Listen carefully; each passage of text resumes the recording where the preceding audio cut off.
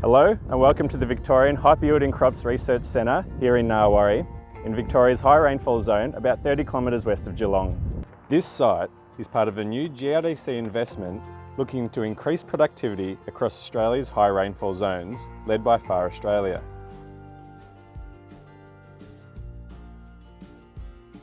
It's currently mid-August and the crop behind me was sown on Anzac Day, the first cereal following a canola crop.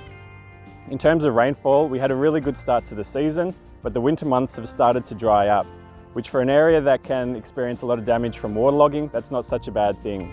So we're currently sitting on a decile 5 to 6 and things are looking pretty good. In today's video, Nick Poole and myself will be looking at disease management and fungicide timings.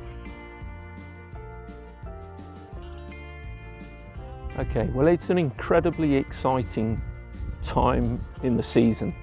This is when the crops are stem elongating. We're starting to manage the yield potential that we've set with the variety, our sowing date and the environment so far. And it's an exciting season for us across Australia because the prospects certainly here in the eastern states look greater. One of the key aspects of managing a crop in the high rainfall zone is disease management. Why is this important?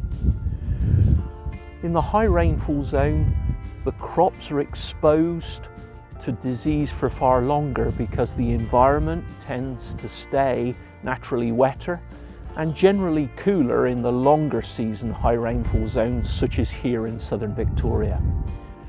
This is a key time to consider management of disease.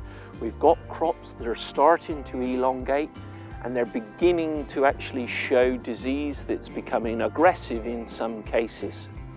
Let's actually look here in southern Victoria at what kind of diseases are showing up right now.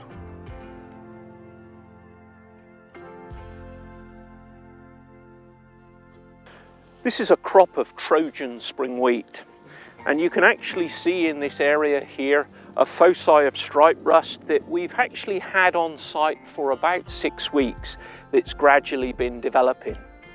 Clearly, it's gone too far in this case, and this is an untreated plot. But you can see the disease starting to turn this area of the canopy yellow. It's loaded with pustules of stripe rust, and when you actually rub those pustules on your clothing, they will actually come off. So you can actually then see that yellow mark. Stripe rust can travel large distances, not just with the spores on the wind, but actually on growers' and advisors' clothing.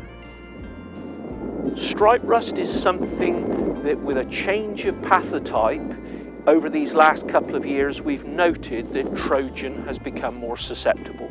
So a variety to watch out for stripe rust this season, along with Bennett, which is another variety that we've got stripe rust in here on the site.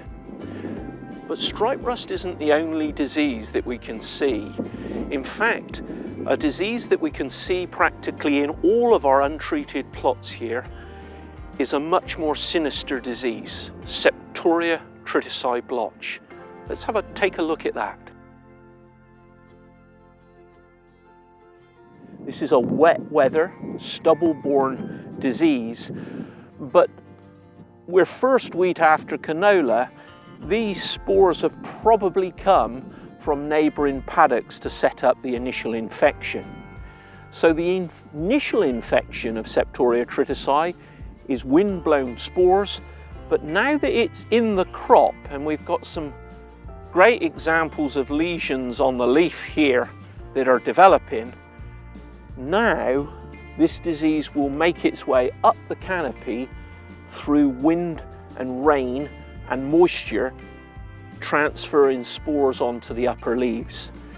This disease in the eastern states of the high rainfall zone is a real serious issue for us.